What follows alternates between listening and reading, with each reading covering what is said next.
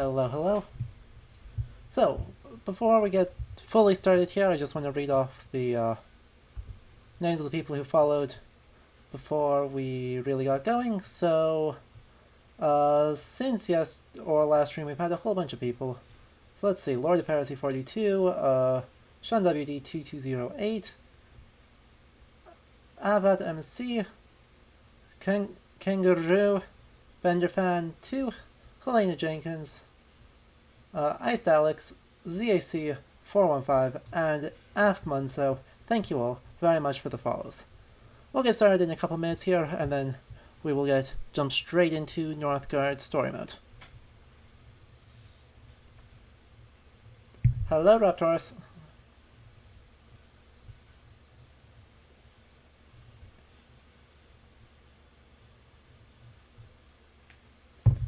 Hello, hello.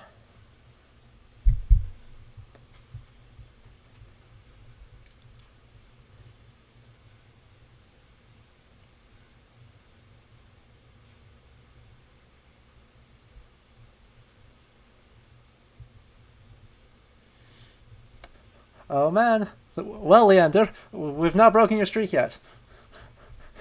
Sorry you can't sleep, but at least you'll have the usual hanging out with me.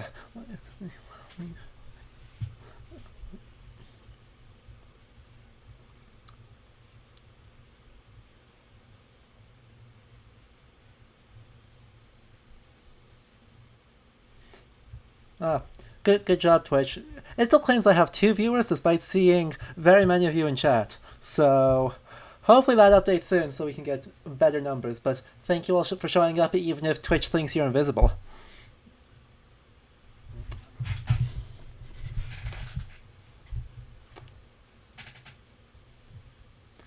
And thank you, Raptors, for the cheer.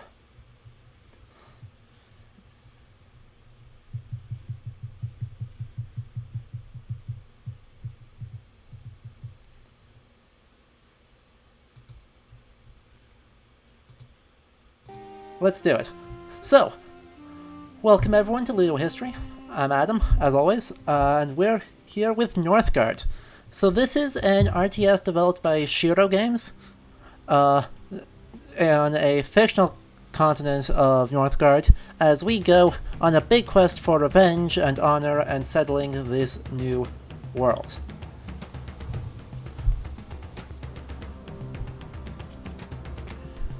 Nope, story mode. As you can see, I've been all this once before to get ready for this. We're going to start at the very beginning. Awesome, Chuck. I'm glad you enjoy it, and thank you for the very tiny chair. We're going to be talking a lot about it. So, Exodus. We have... Oh, let's actually just replay the story from the beginning. I am Rig, son of the High King Hargurorf, and this is my saga. It all began one fateful day. My father had gathered all his jarls to make an announcement of the utmost importance. We were to embark for the wondrous lands of Northgard. Riches, conquest, and glory awaited us on this mysterious new continent. But the Norns had other plans for us. Dozens of armed men suddenly poured into the hall and put an abrupt end to our ambitions and to our lives. They were mercenaries, led by a man named Hagen from the clan of the Raven. In a matter of minutes, we were all slaughtered like sheep. All but me, barely conscious and vastly outnumbered. I had no way to fight back, so I feigned death. I seethed as he stole the map of Northgard and ripped the regal horn from my father's throne, a family heirloom and the very symbol of our royalty. I had to avenge my father and reclaim my kinghood. Okay. Chapter 1. I had no strength left when I encountered a group of runaways of the Stag clan, led by a proud young man named Bram. Hagen's men had set his town aflame, and he had nothing left, not even his father, the clan's Jarl, who had died at the hands of the fiend, just like mine. Our common enemy had sailed for Northgard, of which he now had a map. All I could think about was finding him to avenge my father and retrieve the regal horn.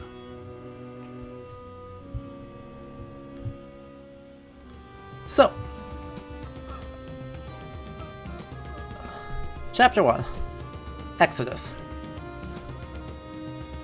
As you can tell, just from that little bit of an intro, this is very, very Norse. The Norns are mentioned by name. I had no strength left. We'll skip this so we can actually get into the game. Here we go. The Norns are basically a group of deities that exist to determine people's fates.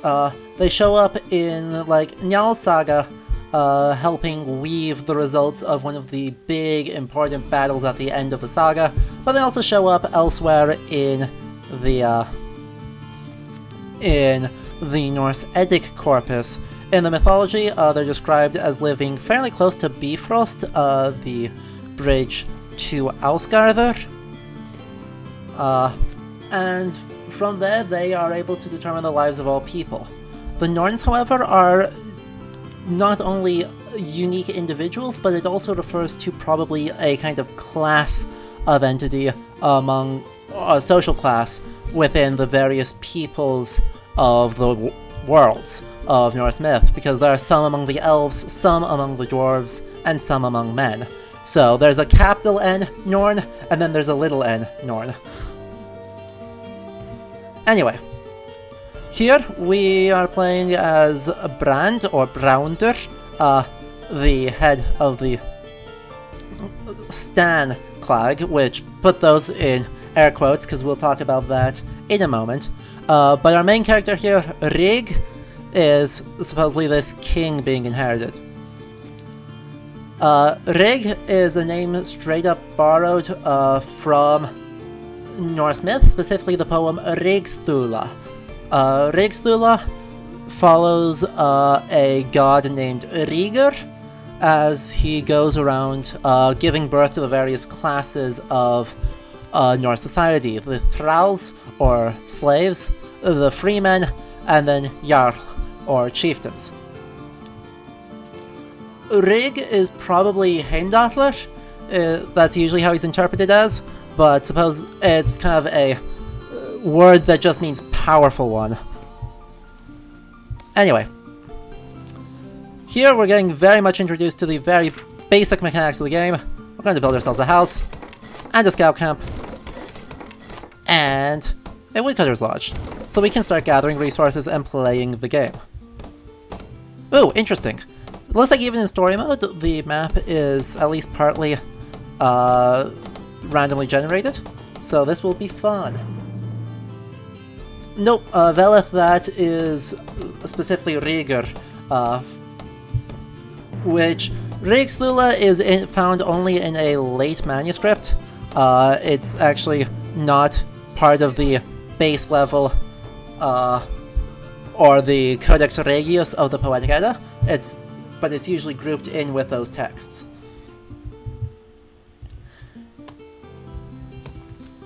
Anyway, so, let's talk about the clans here, because we're going to see them a lot.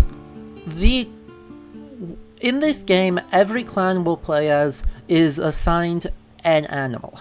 So we'll have the Stag clan, the Hagen, which is the Swedish version of the name Haukon, is derived from, or is part of the Raven clan, and we'll see other clans like Bears and such fairly soon. Well, Bears at the end of the game, but we'll see We'll see Wolf Clan soon, we'll see Goat Clan. This is something that is not historically attested at all. Ooh, and I am lagging. That's awkward.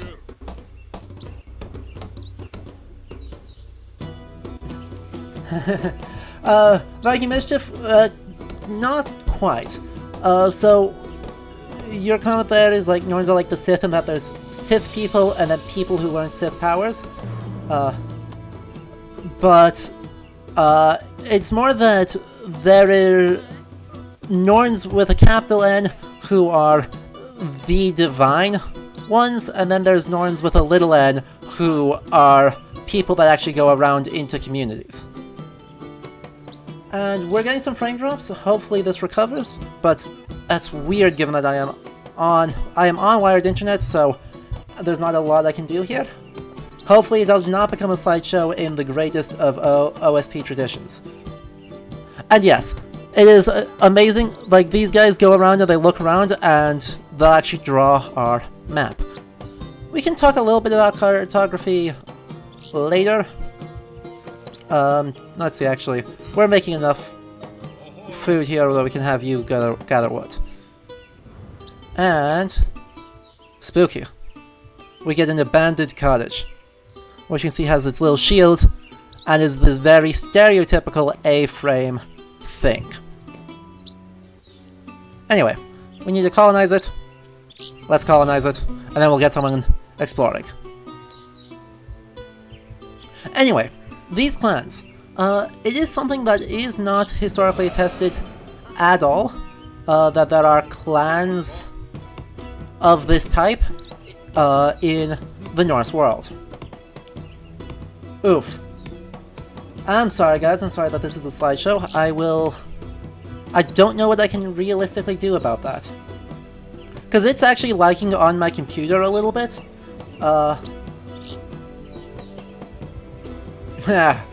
Please. Stream bingo is real. Oh boy, that's 3 wolves. Anyway, can you guys at least hear me okay?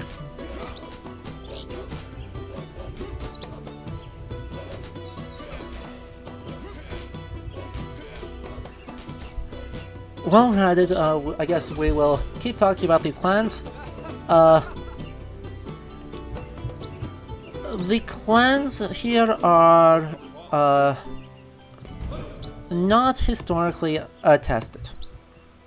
And what I mean by that is that specifically the idea that a clan is organized based on an animal is borrowed from Native American, specifically Ojibwe animist beliefs.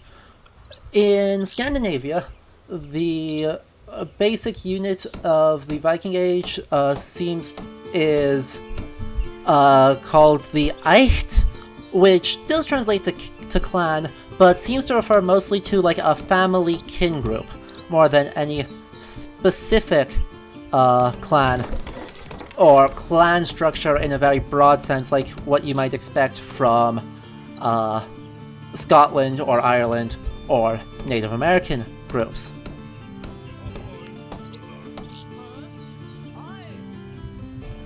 Instead, we are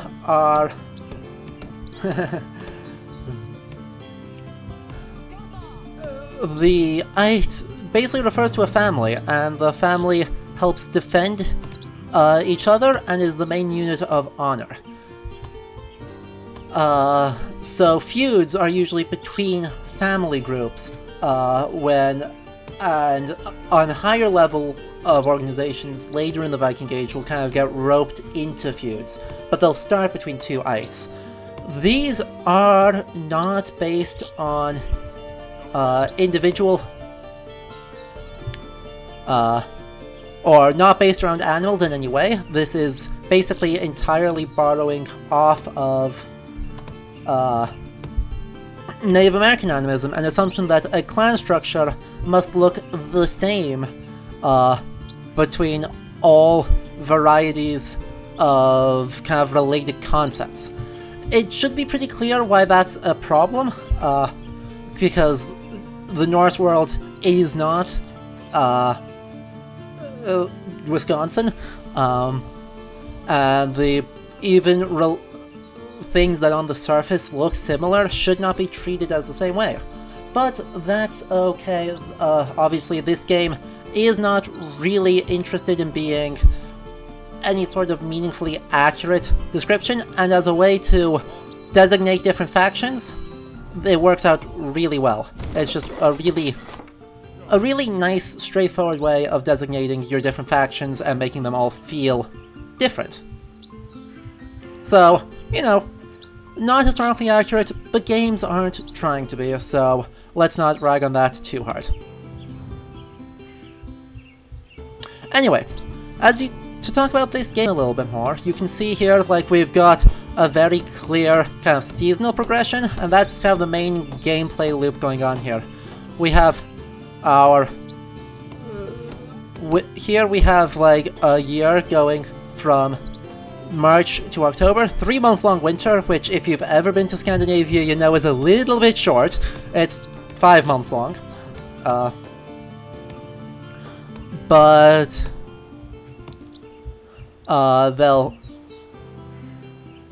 we instead get to go around and see the winter here, and we'll have reduced food production in the winter. Obviously, agriculture is hard because we only have a little bit here, but we don't have fish there. You can only build it in a few spots. Well, we're getting warned about winter. We should expect food to be scarcer, and people will consume more firewood to heat our homes. And our military that we don't have is going to be weakened by the cold. We don't have any military though, so it's not a big deal. Anyway though, we have hunting here, we have wolves, and we've got kind of abandoned spaces. It's a real pretty game, and like, this is very obviously designed to be neat. Suitable coast for the construction of a port. Okay, colonization, and off we go. Okay. The art style is amazing for this, and it's incredibly stylized, which is as it should be. We're actually going to colonize this area, even though that's probably a bad idea, so that we can immediately get the Hunter's Lodge up and get our food production a little bit higher.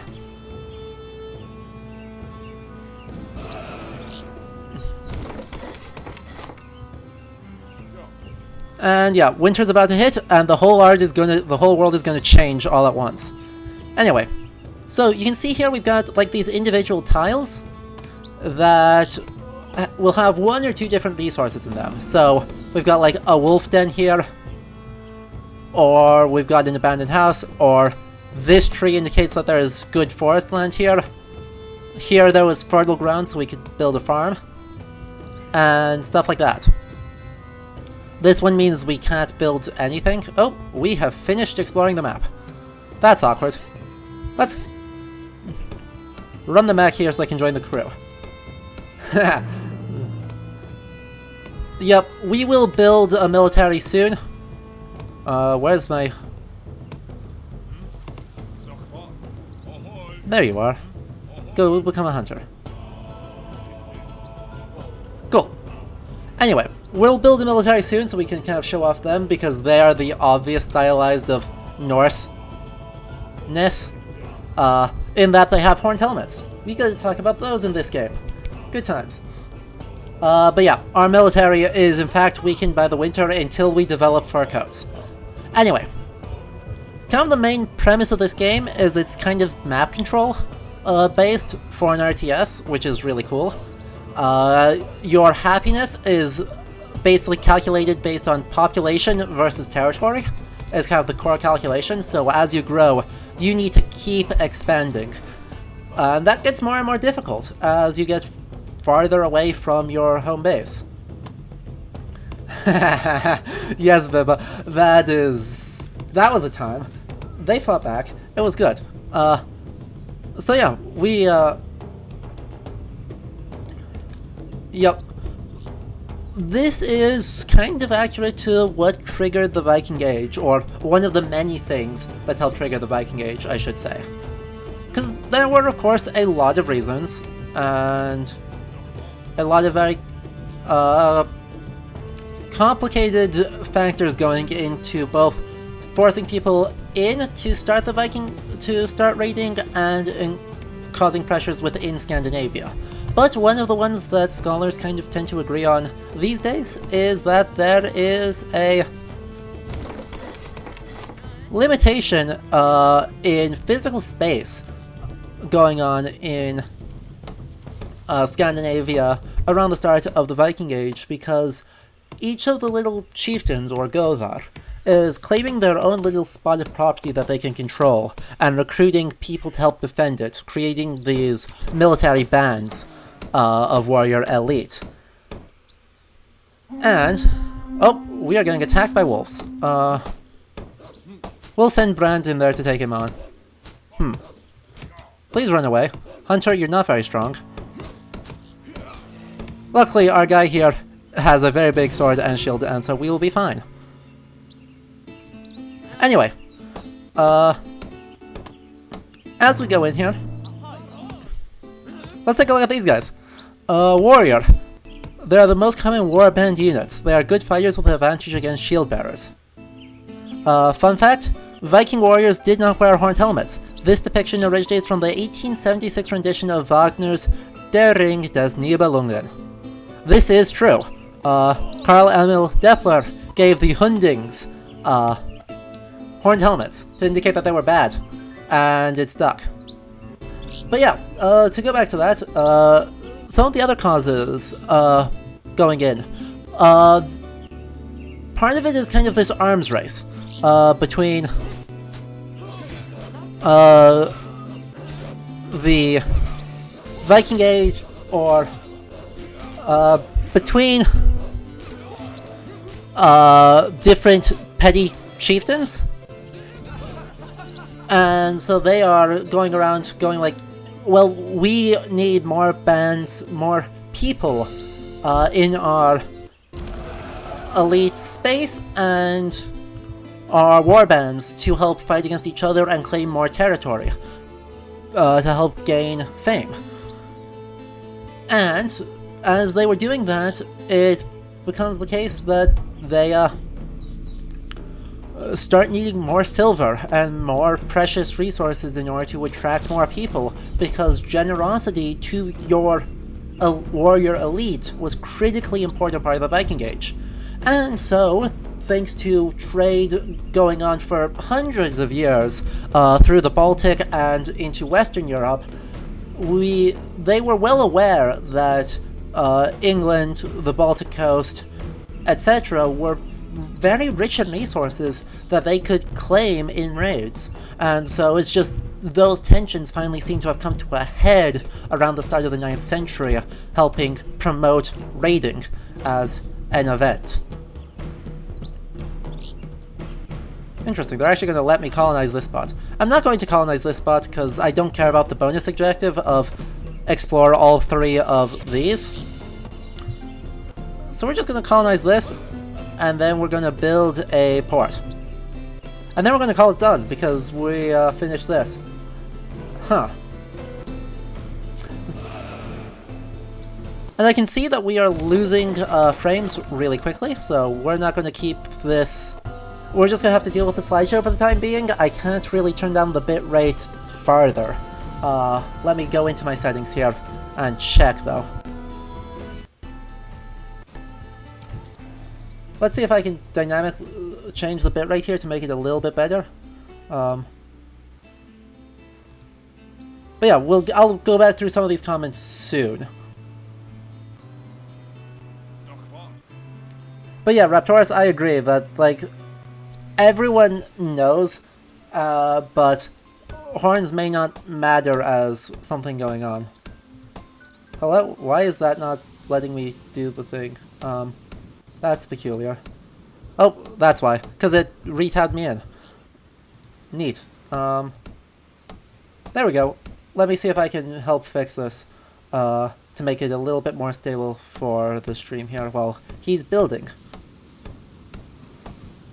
Okay, that's already doing that. Neat.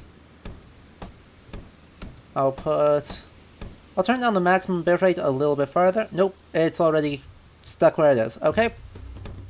Okay, so we're just gonna have to let it go and hope that this works. That's okay. We should be almost done, and we're about to finish this map. Everyone go feast. Naturally, feasting improves your productivity and your happiness, which changes how many people you get, or how quickly you get new people, which is great. Anyway, we're sailing for Northgard in our incredibly stereotypical longship from our extremely stereotypical longhouse, and off we go. But yeah, obviously, depending on the goal, it just does not matter, though. Like, I also like the accurate helmets, which you can see, like, the axe thrower here, which throwing axes are not so much a thing. Definitely not double bit throwing axes. You know, they have a normal helmet. But it doesn't really matter because they need to communicate an idea, and the fact that the idea is incredibly basic is totally fine. This is just kind of a visual icon that is incredibly recognizable and fits the Viking TM aesthetic to make it work. And, you know, they look kind of cool. Anyway, there was a comment earlier on how a clan would identify themselves. And, you know, that's worth talking about. Clans would be named based off of their founder, usually, and if not a founder, named after a very famous person within the clan. They were eager to set foot on the untamed lands of Northgard and reap its wonders. But my heart was tormented by a darker appetite. Vengeance.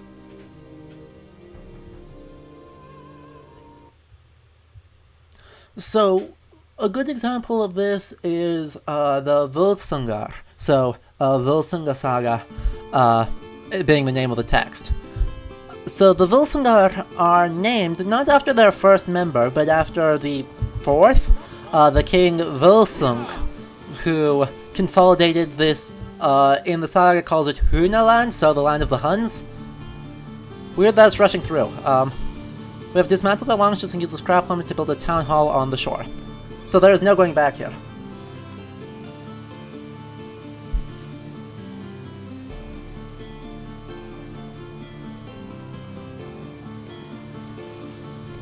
Okay, we are getting this foothold here, and we need to raise our fame. Luckily, we are really good at raising fame. Anyway, Volsunga Saga, telling the story of Sigmundur and Sigurður Falknesbani, is named after the clan, the Volsungar, or the Volsungs, is named after Sigmundur's father, the king Volsung, who consolidated Hunaland, the land of the Huns. Another example would be from a historically attested group, the Sturlungar, or the descendants of Tham Sturla, who is the first one to come to prominence in the region. So this is in the 13th century, so long after the Viking Age ends. Tham Sturla settles in Breiðafjörður in western Iceland and builds out his territory there extremely quickly. And his sons, Thorður Sturlason, Sigvatur Sturlason, and the skald, politician, and writer of the Prose Edda, Snorri Sturlason, collectively own about a third of Iceland by the 1220s. They immediately go to war with each other, which goes over about as well as you would expect. Them alongside the... let's see, what's the name of that family? The... oh gosh, I can't remember. They live at Oddi, so... could be like the Oddingyar. end up being kind of the two lead forces, feuding in Iceland, while the King of Norway, Haakon, in Ganley, ends up going like kind of laughing all the way as he tries to get people to actually settle in and get this whole thing to work.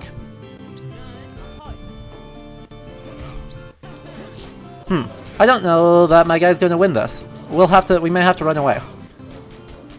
Hopefully we don't have to run away. No, we don't have to run away. We'll be fine. Anyway, I feasted so that we can get more food faster. And that should pay for itself pretty quickly. Because we're entering the season where we'll have lots of food. But I can get a second person here, which will help more. So yeah, thank you. Autistic Elva Leech, great name by the way. I use that term a lot, so get used to hearing it. But it is...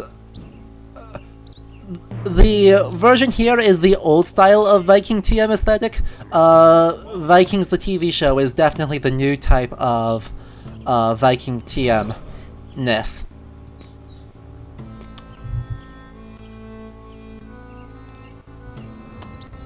Ooh, we got a new thing. Oop, we get to see a new entity here. Perfect. What is this wretched creature? Could that be a Droiger? I have heard old men's tales of undead warriors, but I never gave them much credit. Apparently I was wrong. At any rate, we should defend our people and slay this fiendish abomination. So yeah, in this game, we have Droiger. By the way, I use the modern Icelandic pronunciation for all Old Norse. This is arguably questionable. There are some very strong proponents on the internet of reconstructed Old Norse pronunciation as opposed to modern Icelandic. I, however, always will default to the modern pronunciation.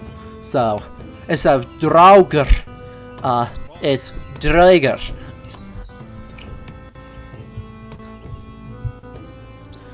But you'll hear in lots of games like Skyrim and like Assassin's Creed Valhalla, you're gonna hear them say it like Draugr. That's... no scholar would ever say that, because that is a ridiculous pronunciation. Anyway, let's go take out another one here. We've also got here a lore stone, which is a very... or a circle of stones, I should say, which is a very made-up thing.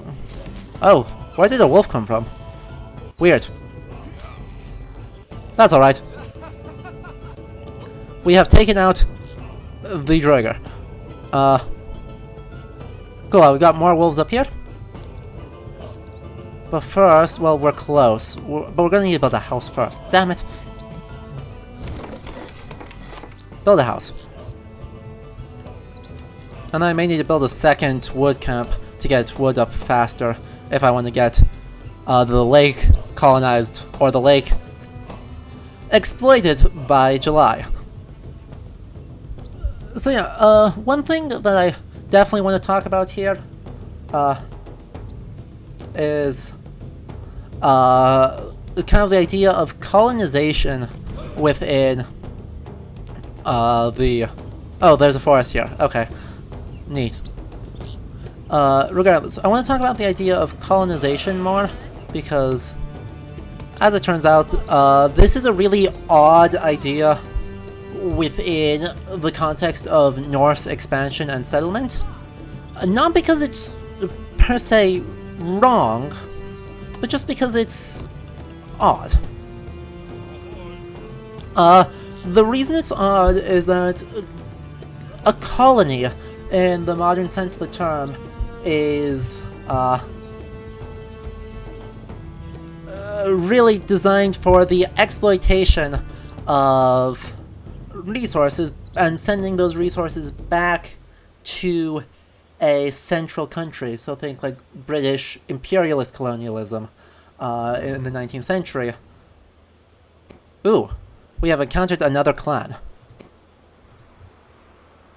We are Thankfully, not with the Raven clan. This is Halvard of Heidrun, the Goat clan. And here we go. We have met another clan, and they got shipwrecked. You can see here they have a ship that has been wrecked, and we are now shipwrecked.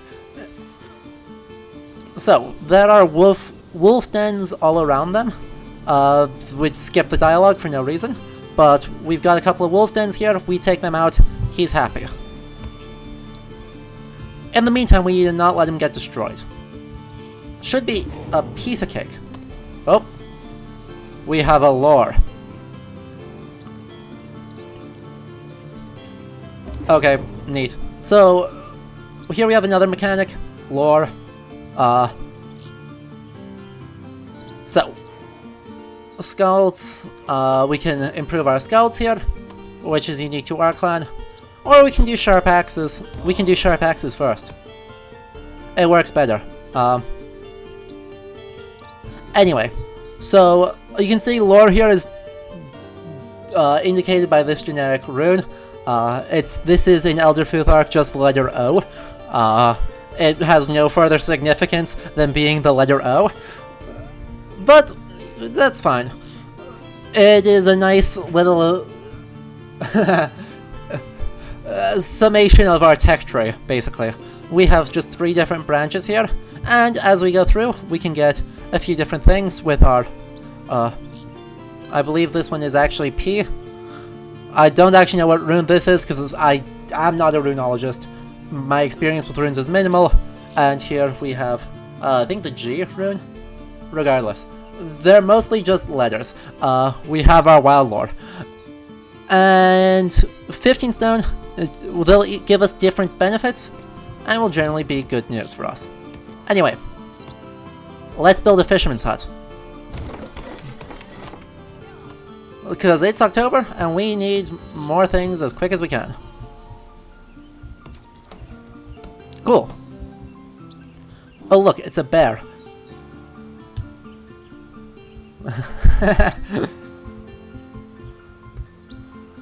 We have bear-flavored bear.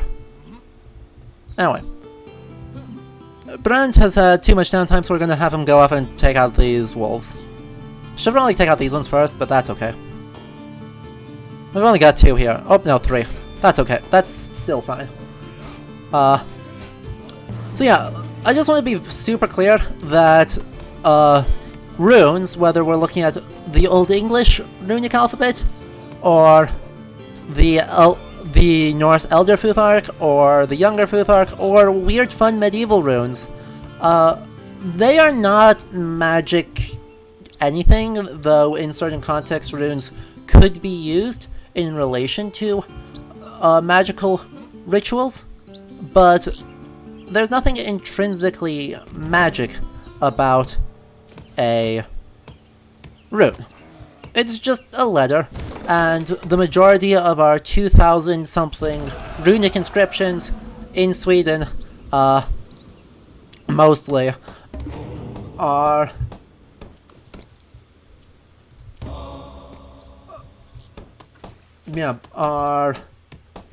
just a writing system. They're used mostly for commemoration, to say this person went here and did this and probably died, and it was this was raised in honor of that person. Well, we're gonna be losing wood and food quite badly here for a little while. Please don't die. Thank you, Huskeld. You did not die.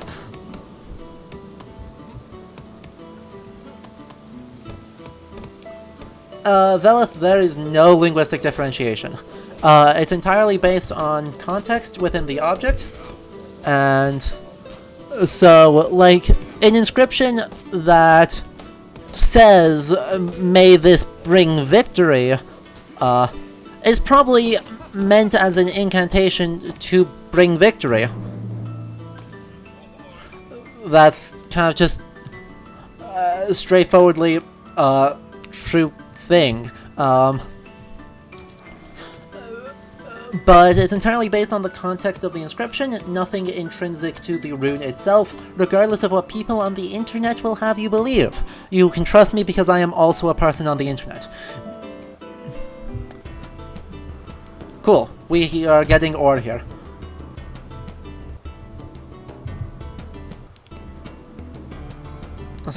Stone for buildings, iron to make tools. Blah blah blah blah. So yeah, I want to talk about this, the Hall of Skalds. While this building is absurd, the idea of Skalds is not.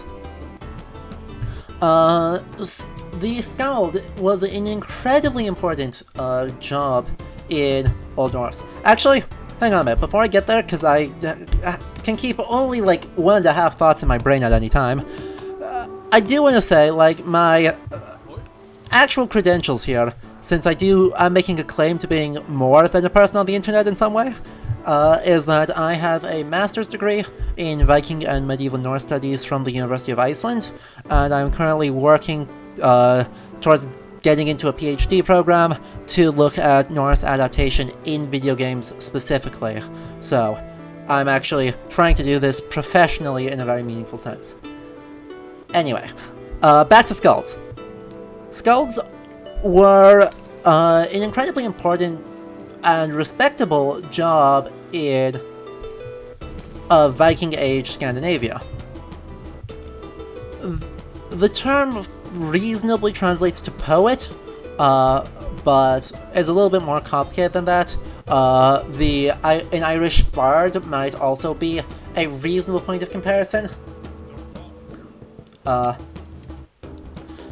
But these, Oh, we just froze. There we go. New Year. A Skald was supposed to be kind of a good quality of any warrior to have. So, I mean, you had professional Skalds who would exist in the royal court and one of their main jobs was to be both entertaining and telling of praise poems for the king, as well as entertaining oral narratives, both sagas and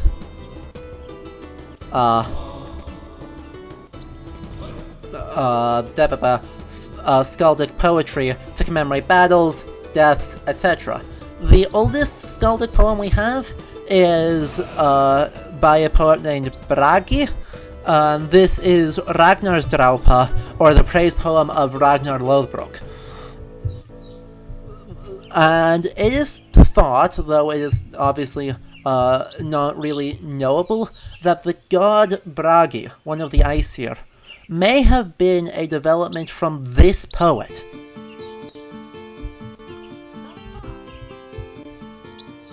Sadly, Raptorus, no. The top hat and saber are a PhD award in Finnish universities, not Icelandic ones. But it still is pretty great, and I am, in fact, jealous. Anyway, let's build more stuff. What should we build? We should build a house. We should build a house first, and then we should build other things. Because we have a lot of dead space right now with our units. So let's go up here, build one of these, so we don't just randomly collect resources. Whoops. Kosek, Odin and Yggdrasil, and there are more cases than that.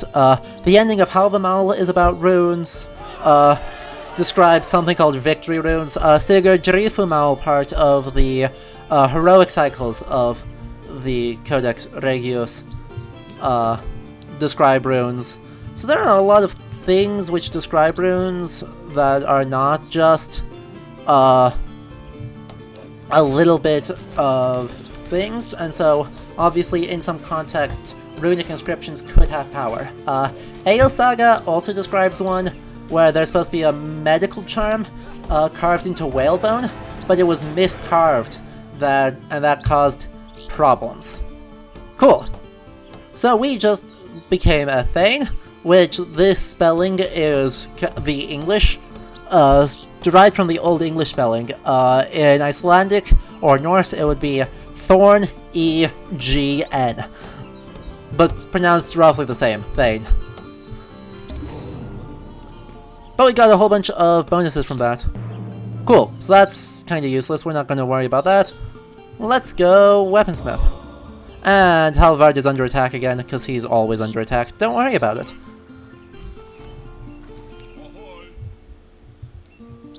I guess we'll get ourselves a second scout, because we need one. We've got plenty of food. Actually, let's feast so we can get more food. And since we did that, we can actually upgrade this to increase our population more. So there's our whole squad. Come again. Yeah. So, yeah, Kosek, the Edda guy is Snorri Sturluson, who I mentioned a little bit ago, the creator of the prose Edda. He was a skald, yes. Specifically, he was, when he was liked in the Norwegian court, which was not all the time, he was a poet in the court of Haakon in Ganli, early in the 13th century. And so he... I'm not gonna win that fight. Damn. Yeah, he, actually wrote the prose Edda. I commented this in the stream chat for the Ghost of Tsushima stream yesterday. Part of the reason he seems to have written it is he thought all the Norwegian court skalds sucked at their jobs. Quite simply, like, that is his understanding of... That seems to be, like, our best understanding of what's going on, because he specifically writes the prose Edda with the claim that this is in order so that poets might better understand the kennings found in older poems, and they can use that to create new poetry. And so the parts of the prose Edda are, firstly, the Gylfaginning, or the Deception of Gylfi, which is this fictional narrative of a Swedish king named Gylfi who finds this weird hall in the middle of the wilderness, and he goes in and disguises himself as Gangleri, using a false name. And he meets three entities in there called High, Just as High, and Third. Actually, their names. These are thought potentially to be aspects of Odin, though this is not super straightforwardly obvious and clear. But that's the most likely thing, is that they are supposed to be... Oh, well, how did we get unhappy there? We can fix unhappiness. Let's fix unhappiness via giving ourselves more skulls. Anyway, so that is framed as a series of question and answers of Gylfi asking questions to these three who give answers. This is the definitive edition of Norse mythology as we know it. From the creation of the world, with the spontaneous creation of the giant Ymir, from the sparks of Muspelheim and the mists of Niflheim, all the way through to Ragnarok and what happens afterwards. So, he makes it very clear in this that this is not a story that anyone should just believe. As a Christian, you should not believe this story. And, just as importantly, you should not believe any version of this story other than the one that he told you. Some manuscripts of this Edda, we have 4 medieval ones. This part of it do some pretty crazy things. Well, we're getting close to winter, so let's get fur coats. We're lagging again, don't worry about it. So, this, the crazy things include such claims as, Vidar is actually a Aeneas. This is kind of something found in part of, Anthony Fawkes' translation of the Eddas, or of the Prose Edda. And so, he kind of links it into Greek mythology, something that he does way more explicitly in Ynglinga Saga, the first part of the history of the kings of Norway that he wrote. Anyway, the second part, Skald Skaparmal, lists some other mythological texts, but primarily is listing the names of different entities. So you have the names of, say... Oof, this lag is really bad. Anyway, you have the names of, say... Oh, I can't colonize that, that sucks. Cool, lag, thank you. Well, he's dead. Anyway, the, you have, like, Thor's Kenningar, the names of Thor, or Odin's Kenningar, the names of Odin, or, was it, Skald Kenningar, or the names of poetry. And so the whole part of that is called Skald Skaparmal. Oops. Well, our guy died. That's awkward.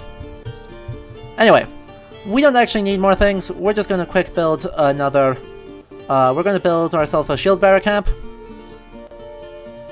to show off our sweet shield bearers.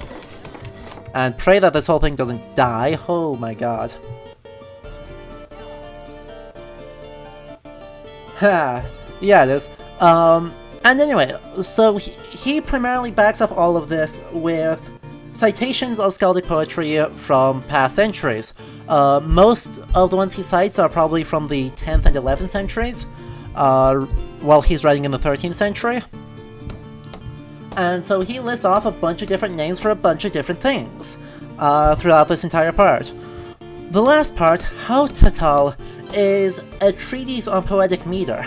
And so he describes most of the main types of the different poetic meters, such as Leo the Hauter, or a kind found in Eddic poetry quite regularly, Drotkveit, which is the most complicated type of poetry for for praise poetry, and a whole bunch of other types of different poetic meters. And he backs that up with original compositions of just all the different things that he has found and done, and isn't he just so cool? Isn't he just so cool? Anyway. So yeah, Snorri was very much a skald. He was also a politician. He was the law speaker, or kind of the head executive authority, so much as there was one, in medieval Iceland for several terms in a row. He was granted the title Jarl of Iceland by Jarl Skuli of Norway, Haakon IV's uncle, when shortly before Snorri's death, when Skuli and Haakon were in a civil war. And he, all around, was also an incredibly extra person that no one liked. Which is a really harsh way to say it, but also entirely true. Very few people liked Snorri Sturluson. Like, even his own family regularly got into fights with him, including, you know, mutilating his illegitimate son, and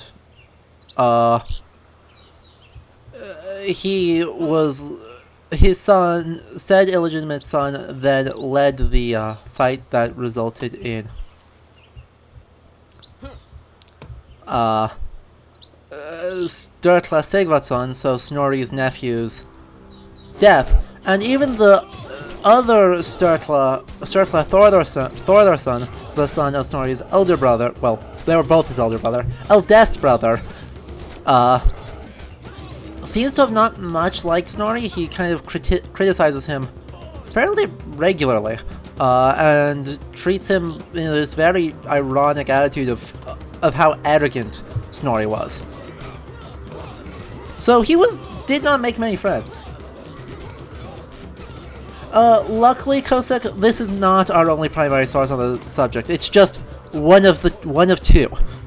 Well, ish. There's a few others, but the two main ones are the Prose Edda and the Poetic Edda. So, the Poetic Edda is a collection of poems that Snorri probably had access to, and actually does cite, at least some of them. And that's the one that Red summarized on the Overly Sarcastic Productions YouTube channel. It's great. Anyway. Hero emblem, even though we are not happy. Let's get happier. Thank you, Baldur.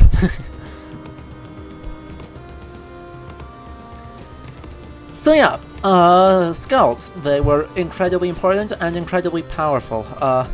I've talked on the last stream about the Senna, or flighting. This is done in Skaldic meter, the verse is given there, and so your ideal heroic figure is this warrior poet.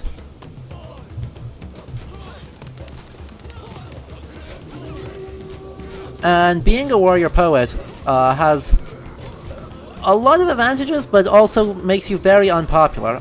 Some of the big ones, like the big well-known ones, such as... Oh, I need to colonize more places. Damn it. Damn it, damn it, damn it. I didn't even notice that. Fine, I can colonize you for free. And that should finish it. Sweet. Halvard's camp is safe from any beastly threat. Woohoo! We got it. We finished this map without too much lag. Woohoo. Anyway, the warrior poets were often not particularly popular because mocking poetry is not... could do serious social harm because of how much poetry is respected and valued within the culture, but at the same time, it was expected that you would be pretty fluent with your mind as well as with the blade. So one of our great ones is a Skatla Grimson, who has an entire saga written about him, possibly also by Snorri Sturluson. While we are on the listing out things he wrote, it's an ongoing debate, but some people are really convinced that Snorri wrote Egil Saga. So that he supposedly wrote composed his first poem at the ripe old age of 3, after crashing a party and getting drunk. He was a badass. What can I say? We all aspire to be him. And then on the oh, that's skipping a chapter. Another good one is like Grettir Ásmundarson, who was an outlaw for 19 years at the end of the 10th century. And he composed a whole lot of poetry while he was going, and was also an outlaw for doing a murder. Not entirely his fault, but he did a murder and got outlawed, and then ran around Norway and Iceland, and every time he almost got out of his outlawry, something happened because he was terribly unlucky, and it got continued. Anyway, we can move on here to more settlement, and can talk a little bit more about colonization and settlement in the Viking Age. We are now not playing as Braunt. We are instead going to play as Halvard. By the way, I should say, this game uses the Swedish pronunciations for things, so things are going to be a little bit weird later on, especially when we start seeing the names of mythological objects. Won't spoil it, but we've got a lot of those coming up. Anyway, so we need to kill all of the fallen Valkyrie and have a whole bunch of feasts. So we can talk about those and talk about settlement. Let's do it. The sons of Heidrun had been shipwrecked on an inhospitable coast, but we arrived just in time to save them from the fangs of the wolves. Halvar, their elderly leader, was so grateful he swore allegiance to me the moment we met. He readily agreed to share invaluable secrets about survival. Soon enough, we would be taming the wilderness.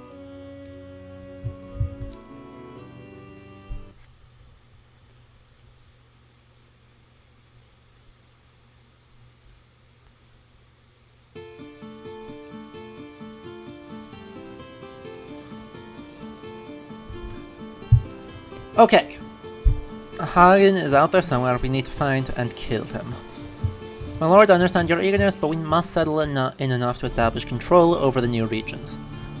This area would seem to suit our plans. We should absolutely settle here. Heidrun's followers are tough survivors, so allow us to lay the groundwork for your conquest of Northgard.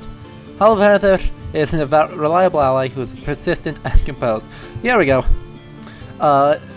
Brand is going to go out and seek friends. We'll see that in the end of this chapter. Anyway, he's going off to do things. We're actually going to see him in a bit.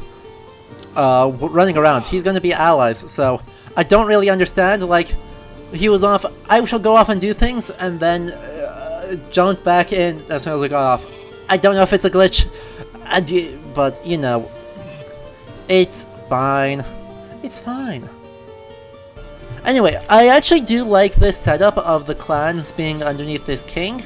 It's a little bit, feels a little bit Irish, to be honest, of the different clans with like a high king over them. But this is also probably not inaccurate to how it would have been for smaller family groups. Obviously, you have our big famous clans like Volsungar, the Sturlungar, etc. All these things would be very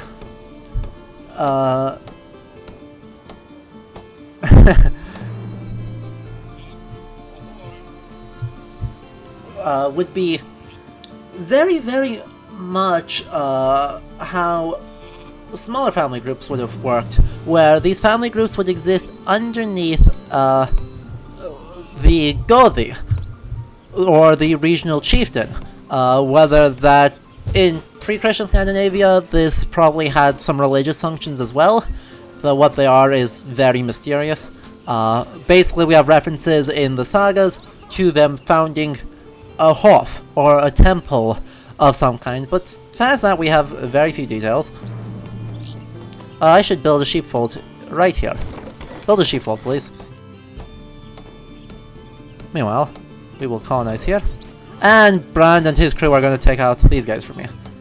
Very appreciated, very cool of you.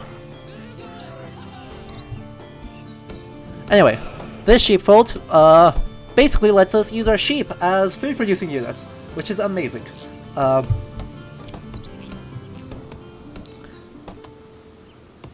But yeah.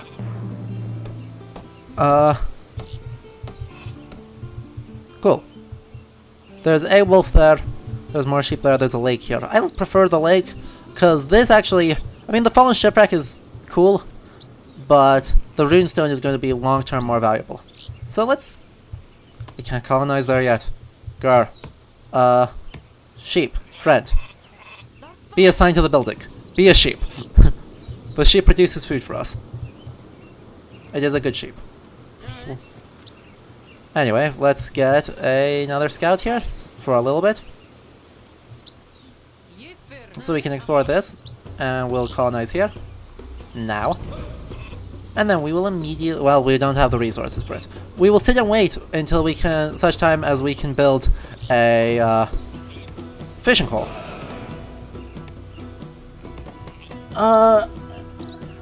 Yeah, you know, Raptors, I'm not actually sure. To quote that, I notice a fair bit sometimes like Viking media will give them Scottish or Irish accents and give the designs in very vein of Celtic crosses and knots. I know there's a connection via Dublin and such, but where does this trend come from? I'm really honestly not sure why that is such a common thing. Partly I think it's that, like in Northern England, we have a few crosses that kind of mix old early English, Irish, and Norse motifs, and there is some visual similarity, like the Valknut looking like a Celtic Trinity knot, or what we think of as a Celtic Trinity knot, I should say. Which causes enough visual overlap that they maybe do it, but I don't like that trend by any means. Oh, wait, I only have one guy making wood. Go gather more wood, please. But yeah, there's definitely some overlap, like, in thought between, like, the Norse clans, Irish clans, Scottish clans. All these are basically the same thing, right? No. No. They're all family groups, and they're all socially important family groups, but they're not the same. They don't function the same way. And treating them like that is just, yeah, quality lazy barbarism. Oh, look! Lo, a Valkyrie. Methinks Odin's maids could help us defeat our enemies. Wait, my lord, I'm afraid something is wrong with these ones. Oh, indeed. What a tragedy. It seems these fair creatures have been tainted by some corrupt influence. There is naught we can do but put them out of their misery. However, we should expect them to be formidable foes. So yeah, this is a fallen Valkyrie. As the note says here, a Valkyrie means chooser of the slain, as they decide which fallen warriors will join Odin in Valhalla. You can see also they're pretty scary. Like, they're just stronger than all of my guys. Sharp axes. Oof. Jeez, more chugging. Cool, we're at enough things, we can build Fisherman's Hut. Wow. Okay, I'm getting a lot of lag, so yeah. Hopefully this recovers itself soon, because this is frustrating for all of us. I am sorry that it keeps lagging like this. Anyway, I keep getting distracted. What was I talking about? Let's talk a little bit about Valkyries. So, their blurb is pretty much right, of what the Valkyries were. That there is this idea that the Valkyries help Odin determine who should be chosen among the slain. However, where this one kind of goes off the rails is the idea or claim that the Valkyrier are, in some meaningful sense, oof, they are going way out in the middle of nowhere. You guys have fun with that. Anyway, is the idea that they're, in a meaningful sense, that the Valkyrier are other than human. The Valkyries were female, but were, like, basically often noble females, part of the class that would be warrior elite. So the classic example here is Brynhildar, or from Volsunga Saga.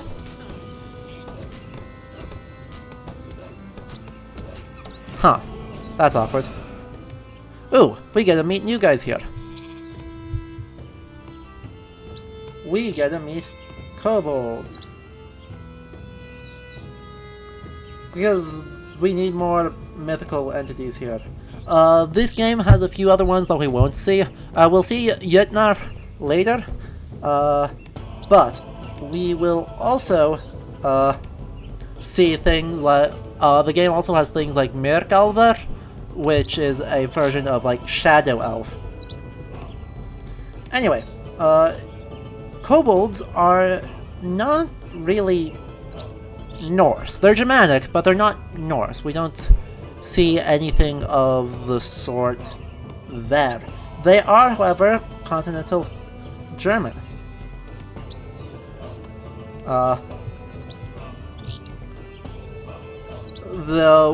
Where they originate from is uncertain. It's possible that they're pre-Christian. It's also possible that they're an invention of medieval German folklore. Regardless, these guys are kind of just a nuisance. They're weak. They have very little health, but they run around in little settled places and we can't trade with them. They can also annoy the hell out of us. We have a sheep over here. Let's get the sheep in here. I can also build another one of those soon. Ah, crap. I gotta build a house first, though. So yeah, we see a lot of mythological entities in here. Come on. Thank you. House. That's better. So yeah. Anyway. As I mentioned, like, the greatest and best known Valkyrie is probably Brynhildr from Volsunga Saga. But there are a whole bunch in the Codex. In the Codex Regius of the Poetic Edda, there's unfortunately a poem that is damaged, and so we don't have most of it. It's the so-called Great Lacuna. Is Sigurd Drifamal. So in that version of the story, instead of it being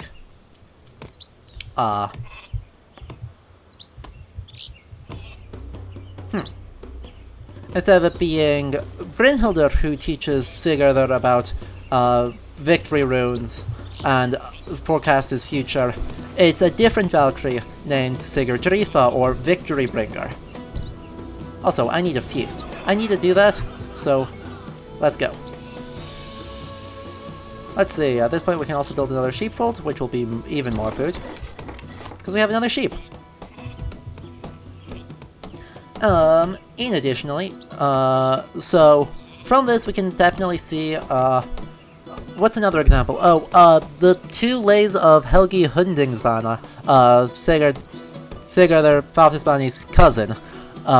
He also marries a Valkyrie. And so that is a kind of common thing of the Valkyria being human princesses who exist as, like, elite women in the human sphere, as well as being a kind of psychopomp or battle maiden figure in Norse, in the mythological sphere. Now, this can go badly. One of the common names for them, or a common element in the names, is Hildur, which means battle. But there's a very old story in Norse mythology of something called the Unending Battle. A late adaptation of this is in Sturlathautur, found in Flat Eyjarbók, which dates from the late 14th century, though the saga it's part of may date to the 12th century, which is pretty cool. But this, let's get a trading post here, actually.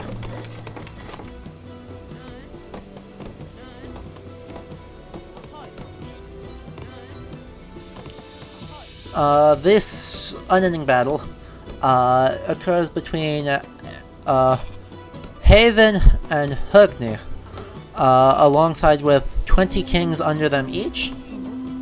Well, that's not good. Where is this? There's two wolves there. That's not a big deal. And so they end up being tricked. In the earlier version of the story, Hildur is intentionally leading them into this battle for her own desires. It's kind of yikes. But in the later versions, she is kind of unintentionally impacted by this, and did not, by any metric, intend to cause such grief. It is instead the meddling of Freya that causes the unending battle to happen. So yeah, that's a very old story. Hildur in the early versions is a Valkyrie, and that is used as part of the justification as to why she is so eager to go in and cause this trauma, basically, and inflict murder on two well-born warrior groups of warrior elite. So they are not necessarily respected, but they are without a doubt human, and in some way have to give up their divine aspect at some point when they are more fully engaged with the human sphere. That being said, here we go. There definitely can be a little bit more than that. We have something like what is it? Villendarkviva? We have the tale of the smith Völundr, who is described as like Prince of Elves at one point in the poem. He exists, and he marries a swan maiden, or kidnaps and marries a swan maiden, I should say, and those may also be a Valkyrie reference to that in some meaningful way. Anyway, let's build a smithy as kind of the next thing. Oh wow, we are mostly full up on space here. As we lag out really badly. Jesus. I'm not sure why it's so bad.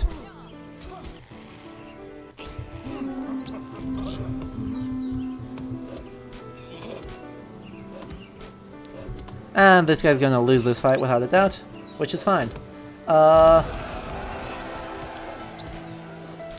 Cool. And we hit Thane. Oops. I just let that guy die. I feel bad, kind of. Anyway, so yeah, that's a lot of rambling about Valkyries. The Swan Maiden in this may also be a reference to a Valkyrie, but that's not entirely confident. It's just probable. And the smithing is done, so we can go here, and since we have a bunch of free things, we can just build them. Cool.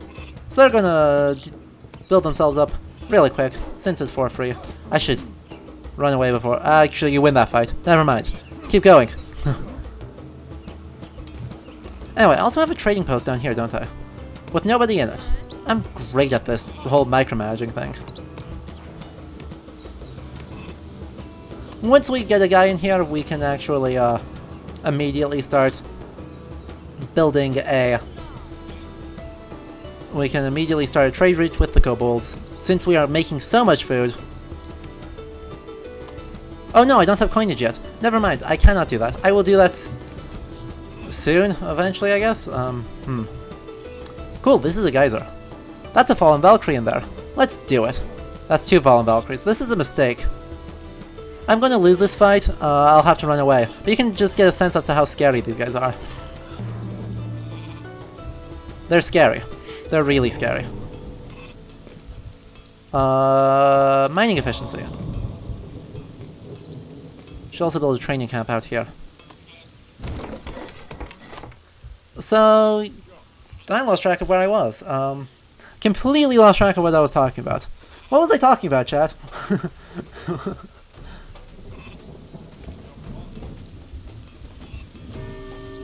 Because I got distracted by the geyser and then the fallen Valkyries and then stuff. There's two in there, there's two there. Where else are there fallen Valkyries? I don't know where else there are fallen Valkyries. There are kobolds here. I've completely spaced.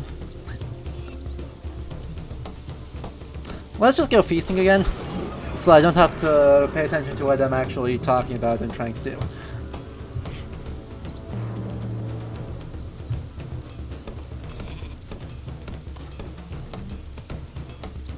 I just finished talking about Valkyries. I don't really have anything more, just that there's a whole bunch of rambling about them, which is probably a good time for you guys, but I don't have a whole lot coherent to say. So let's answer a question. So Reed, you did ask if there was a corrupting force in Norse myth a little bit earlier. Not really.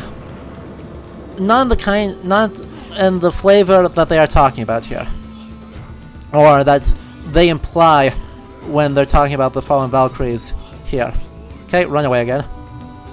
By and large, like, because the Valkyries are not really mythological in this sense, they're not so straightforwardly... Oh, crap. Uh-oh, we've got a guy walking in slow motion. Oh, it's gotta be bad news. But, yeah. There's not really corrupting influence of this flavor. There's a really weird reference, in... one of the Eddic poems, I need... Oh, crap, I don't remember its name. Give me just a moment to find it here while we read. We found our enemy, by the way, Hagen.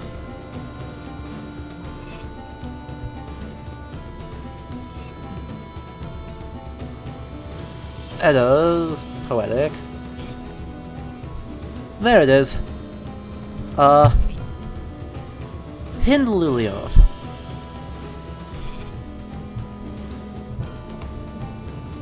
Yep, so we're trying to destroy his outpost. And...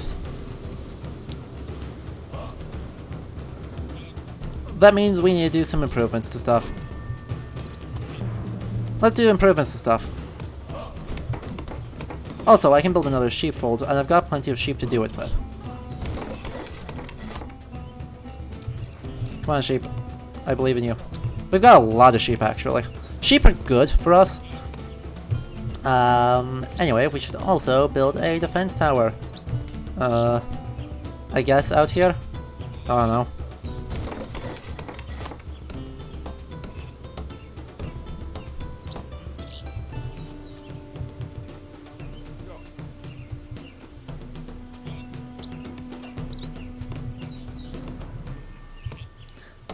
Yep, so yeah, in Hindlulo... No, is it in Hindlulo? It's in one of them. Oh, no, never mind. Sorry, it's in Vospau and Skama, which has a, short reference in it, which is really...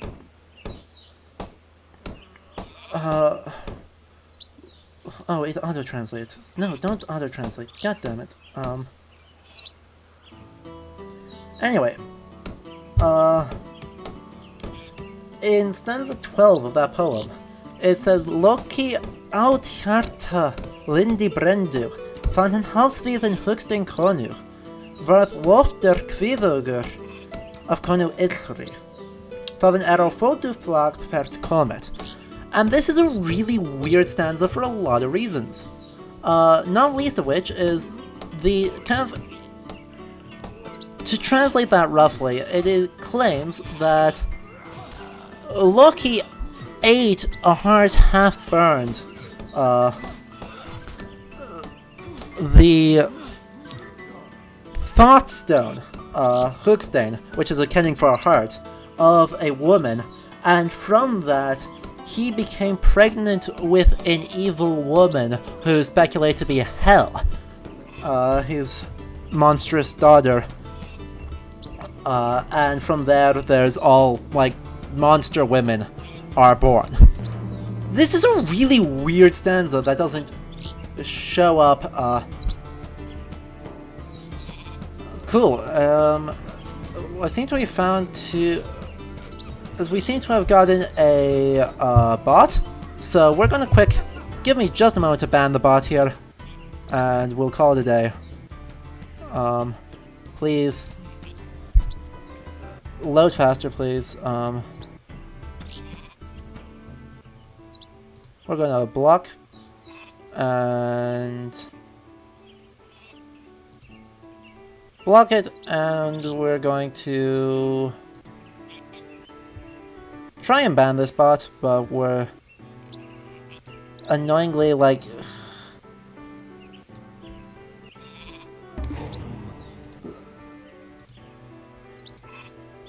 Come on, ban. There we go. Thank you, Twitch. So we banned the bot. Let's get back into the game now. And we are lagging again. It's fine. We lag a lot here. It's no big deal. Coinage. Become a new warrior for me. And sheep. You are in fact already in a thing. You are in a thing. You are in a thing. You are not in a thing. Go be in a thing. Same for you. Go be in a thing. That gives us a lot of food all the time. Oof, I did not want to upgrade that. That's awkward. That's alright, we'll upgrade these guys. Meanwhile, our whole squad here can actually go take on these Valkyries. We're gonna take on these Valkyries, yeesh. You can see how badly, like, my guys get thrashed. Holy moly. Even when they're doing well, they get thrashed.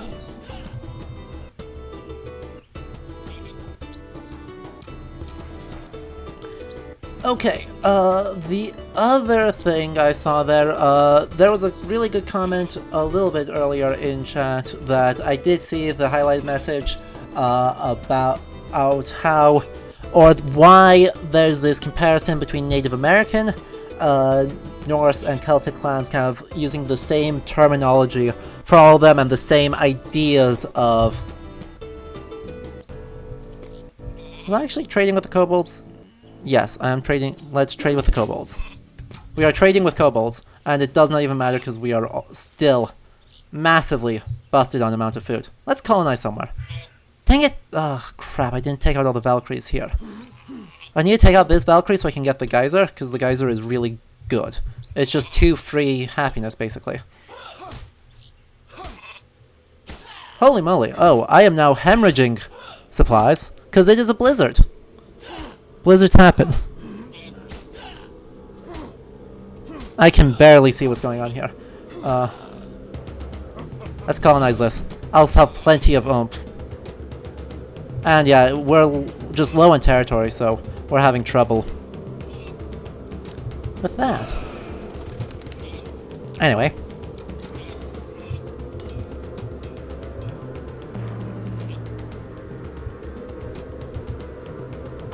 What do I want to upgrade next?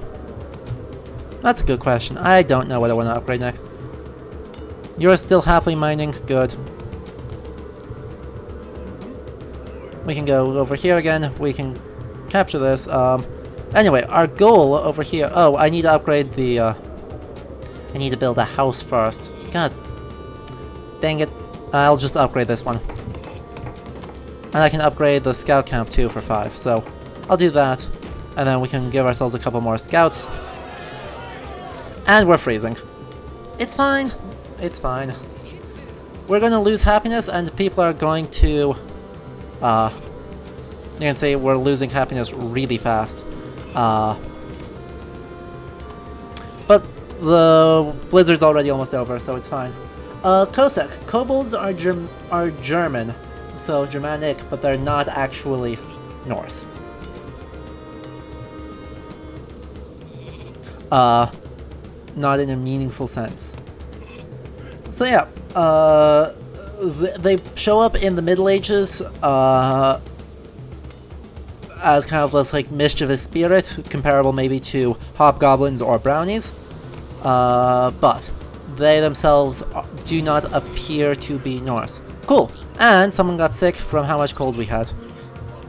Sick people obviously struggle a bit with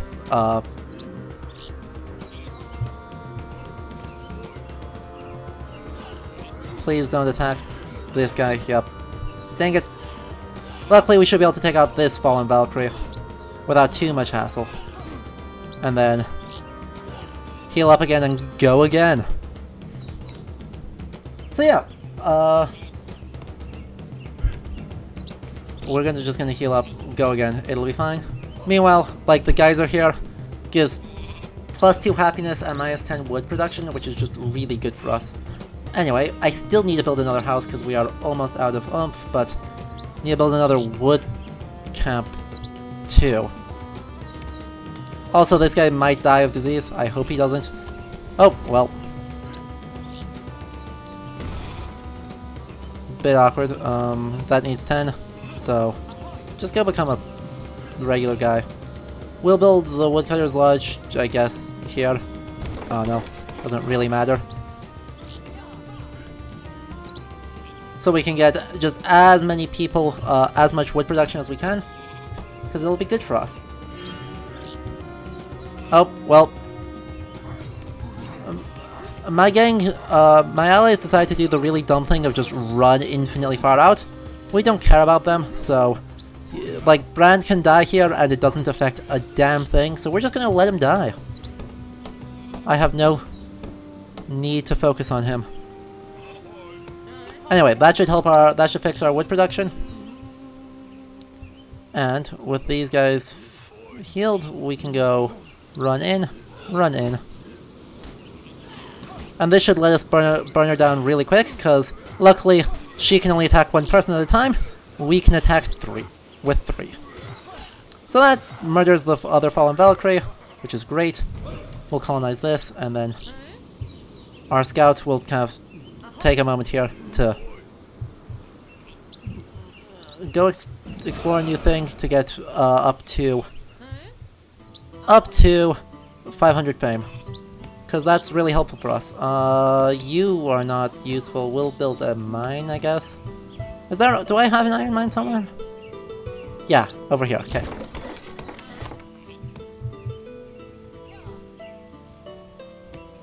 And then that'll let us upgrade these guys further. So yeah, let's talk about colonization, because I talked a little bit, very little bit. Ah, crap, there's 2 more out here. Oh no. Viba, I like that. As a sweet Scandinavian folklore is just a lot of naked spirits trying to mess with you and trolls playing pranks and locking you into a mountain or stealing your baby. That sums it up pretty well.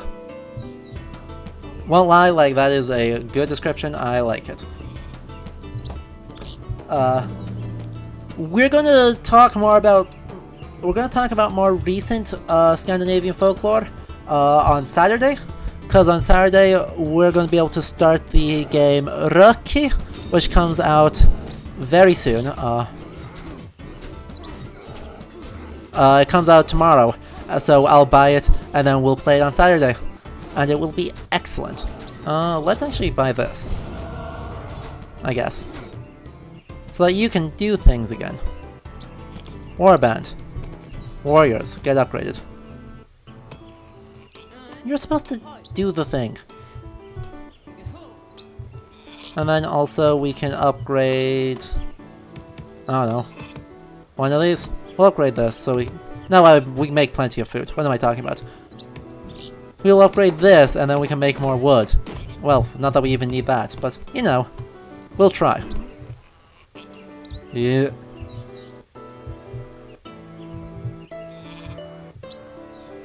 And you can go get healed. And there's 2 fallen Valkyries in here, and those should be the last 2 on the map. Because, yeah, we can now see into Hagen's territory. You can see he's got a longship here, going raiding. I guess we should go raiding. Going raiding is fun. And I do like money.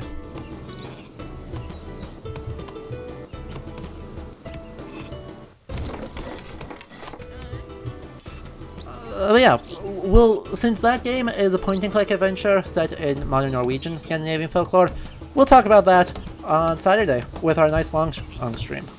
And, oh, right, I need to answer one question at a time, my god. I am sorry for my inability to get around to answering the question of, like, why is this borrowing of clans from Ojibwe kind of clan structures where it is based on an animal, to Norse culture? The answer is, early anthropology was kind of horrible. So there was this assumption, basically, that when theories of shamanism and animism start showing up, that those are properly based on a struggling. We are lagging really bad. Cool. So notice our raiders have animals, or have giant hammers. They're very cool like that. And frustrating. What can we do here? Oh, start the raid. Start the raid. Frustrating. We've got rats coming in.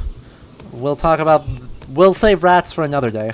But when we're talking, and this is not done building yet. Cool. So yeah. When theories of animism and shamanism start emerging in the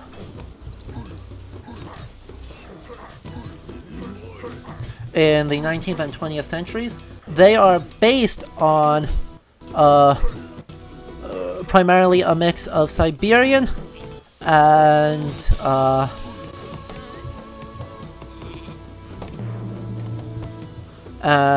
Native American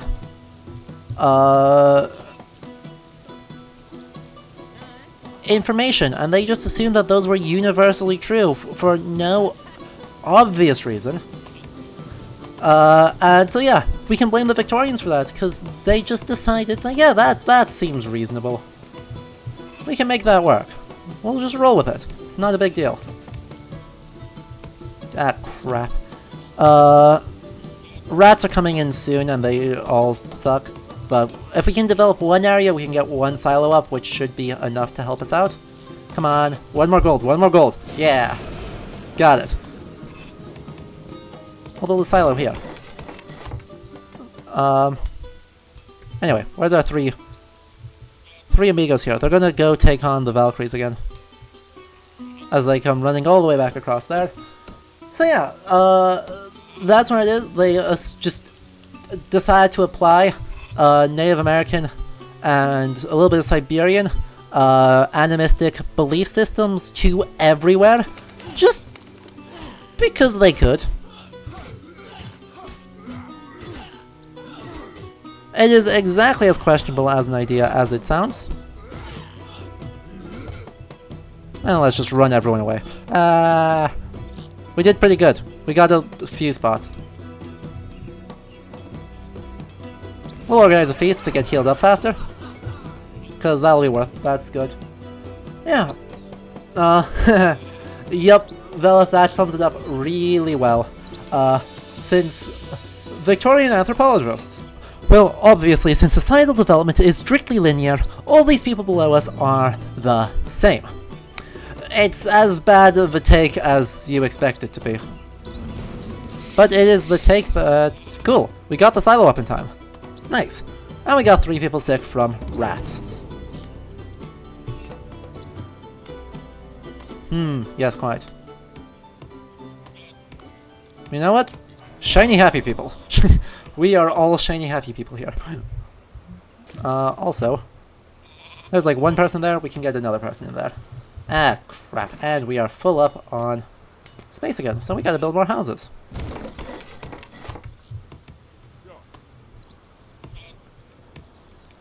Yep, it should be fairly obvious to us now how that is incredibly problematic and generally not a good take for existence, but that's okay. Eesh. You just nearly got one tapped. That was awkward. Halvard might be able to take this guy out on their own, but we will see. Yep, he's gonna win that fight.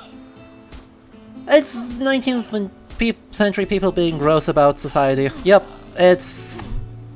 yeah. That doesn't mean everyone using the term is being gross, because it's part of the popular collective memory about the Vikings at this point, that they have clans and these clans are based on animals. It's just the foundations of that are gross, and part of like one of the very long-term, very high-level goals of this show is to help break some of that down, because it's way more complicated and way more interesting in being more complicated. So we can just lean into that a little bit and see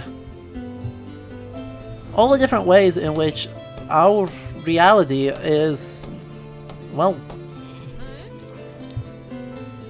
in very interesting ways built up on false premises of what the past is and should be.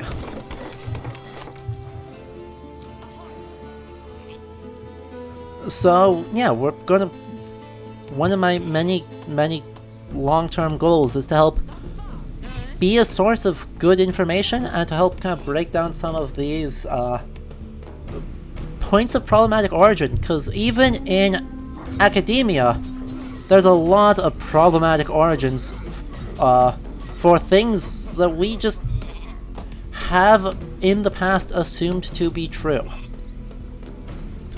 We don't like that, and I think there's a lot of value in problematizing that and pointing out all the ways in which it is based on really false premises.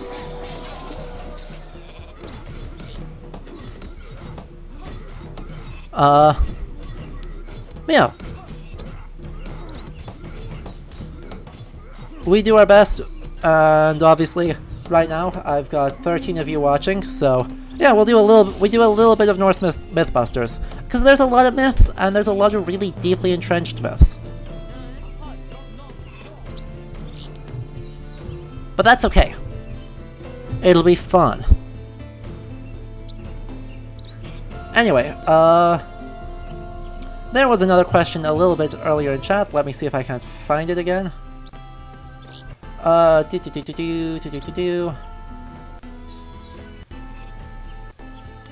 Raptorus, there we go. What would you say, in your opinion, is the most over and underrated thing in terms of Norse or medieval history, or in the Norse cases, mythology? There's a lot that I think are kind of overrated, because lo and behold, there's a lot of things just going on, and so, like, runes probably have to take the cake for being the most obviously overrated, because that should not really be surprising, that there's a handful of references that say, that indicate any sort of ritualized or magical use for runes out of literally thousands of runic inscriptions. And yet they're like, oh yes, the mystical power of the runes. It's not great. But in terms of underrated things, there's a lot of really weird literature out there. Like, we have the Norse, Old Norse, and specifically Old Icelandic literary corpus is probably the single greatest collection of pre-modern vernacular literature ever created. And that's not really an exaggeration. It is... we have hundreds and hundreds of sagas. Well, Hagen bails. Like an absolute coward, he just bails. And then, being part of the Raven clan, a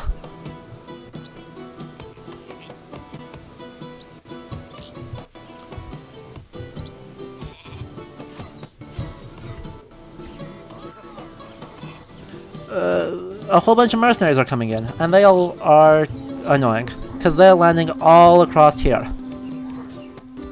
We lose basically everyone, but that's okay. Like, we aren't supposed to win this.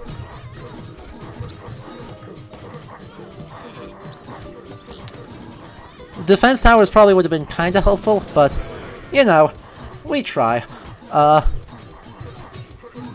We get a meet here, Ale, and Brand again, as all of our villagers died. All of our villagers died. But luckily they have a whole bunch of more people, so they trash all of our people for them. Oh, we lost that fight too. That's not good. Huh.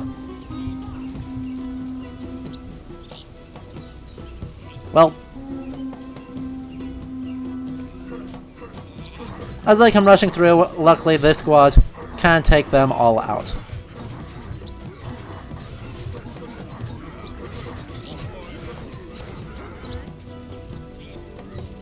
Or like last couple of people. Gonna go do this. Luckily, actually, I can do literally nothing and still win, because that's a lot of people. Anyway, the Old Norse literary corpus is one of the largest repositories of, like, Norse medieval or of pre-modern literature ever created. And so, like, we have some really wild texts, especially late in the saga writing period from the 14th and 15th centuries. So, like, there's one that is a life of the Buddha. No, I'm not joking there in any way, shape, or form. There is literally a text that is the life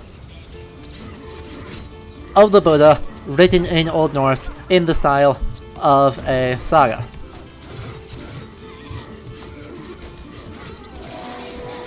So, yeah, there are some truly remarkably wild texts out there. And treating it all as like, oh yes, we just have, oh, well, we got an earthquake coming in. As we have our canon of big texts about early Icelanders and our texts of Norse legends, misses so much fun stuff. I love fun stuff.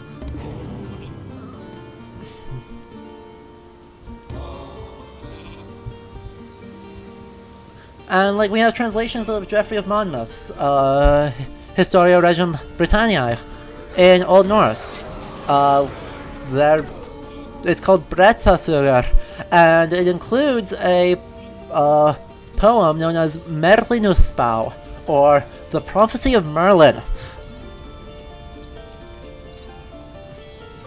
So we got truly bonkers stuff coming out of later in the Middle Ages, written in Icelandic.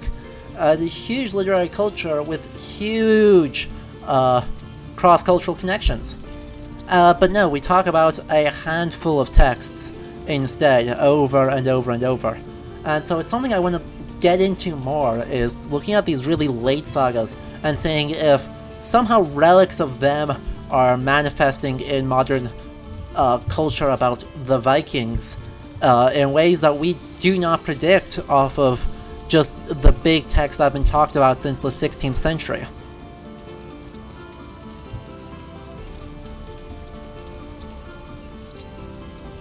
Halvard here is not being very good at being Norse because he's being restrained and composed.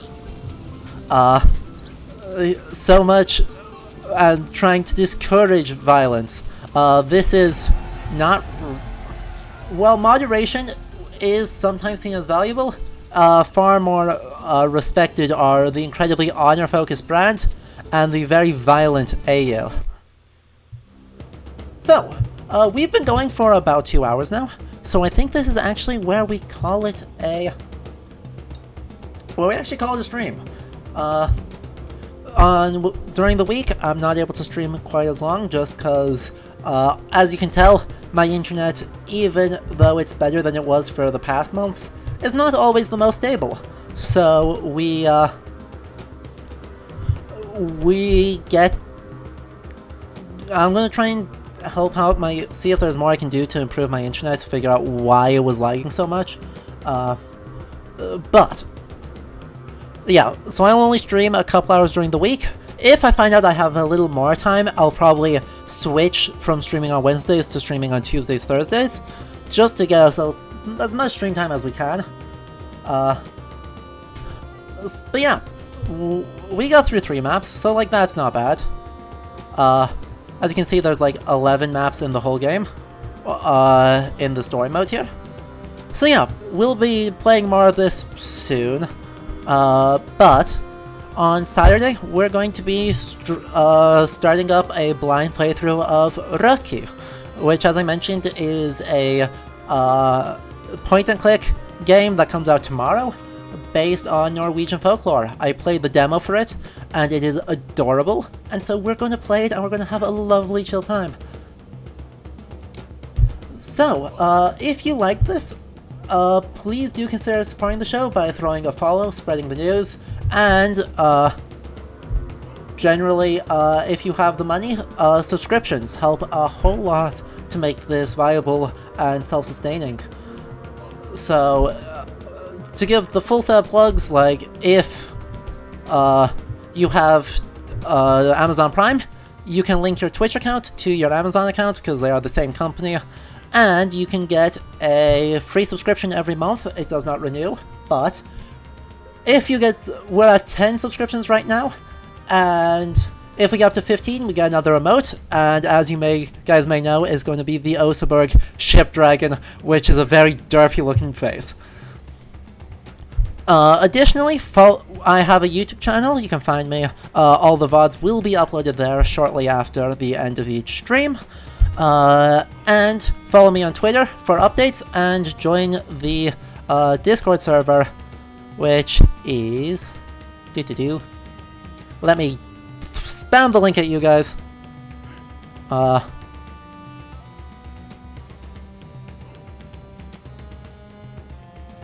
Nope,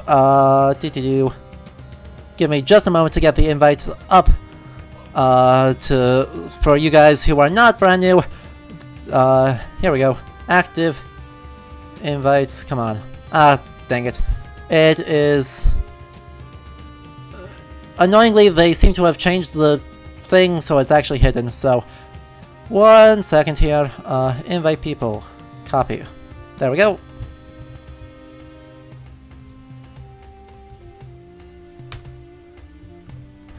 There's the Discord server. Join us